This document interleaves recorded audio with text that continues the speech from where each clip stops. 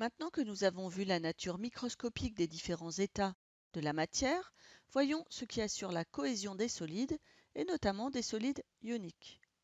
Un solide ionique est constitué d'un empilement compact régulier de cations, c'est-à-dire d'ions positifs, et d'anions, d'ions négatifs. Ces ions doivent être en nombre tel que la neutralité électrique du cristal soit assurée. La formule d'un solide ionique, que l'on appelle une formule statistique, indique la nature et la proportion dans laquelle ces ions doivent être présents au sein du solide ionique. Voyons quelques exemples et notamment celui du cristal de chlorure de sodium.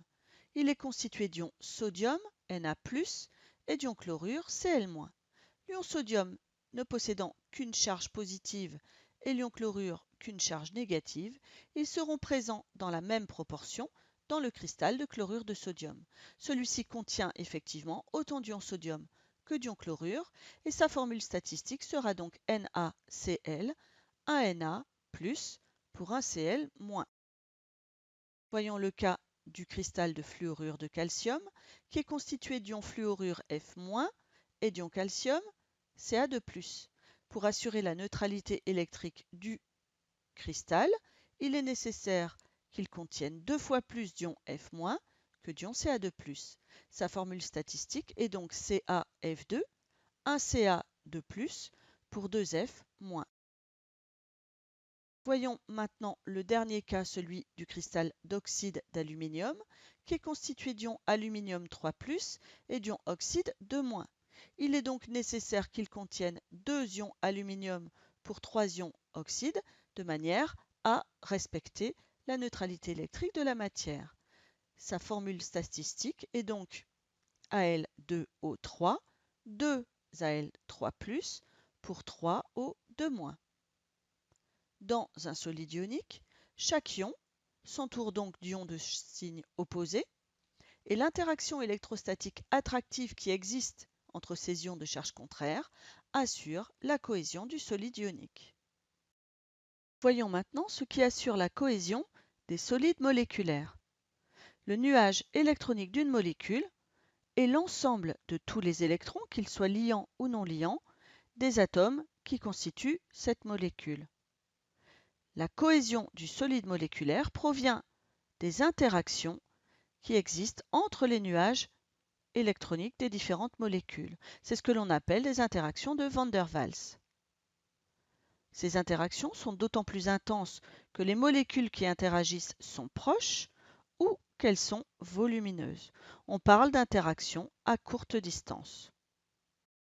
Prenons maintenant le cas de deux molécules, l'éthanol et le méthoxyméthane, qui sont des isomères, c'est-à-dire qui ont la même formule brute, ici C2H6O. Si l'on limitait la cohésion des solides moléculaires à l'effet des interactions de Van der Waals, on pourrait penser que leurs énergies de cohésion, donc leur température de changement d'état, seraient du même ordre de grandeur. Voyons ces températures de changement d'état pour l'éthanol. La température d'ébullition est de 78 degrés Celsius et la température de fusion de moins 117 degrés Celsius.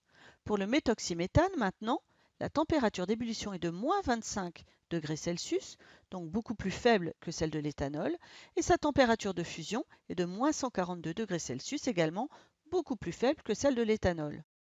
On peut donc en déduire que les molécules d'éthanol sont plus fortement liées entre elles que celles de son isomère, puisqu'il faut apporter une énergie beaucoup plus élevée pour diminuer les interactions intermoléculaires et faire changer l'éthanol d'état. Dans l'éthanol, il existe des interactions attractives supplémentaires qui entrent en jeu, les liaisons hydrogènes.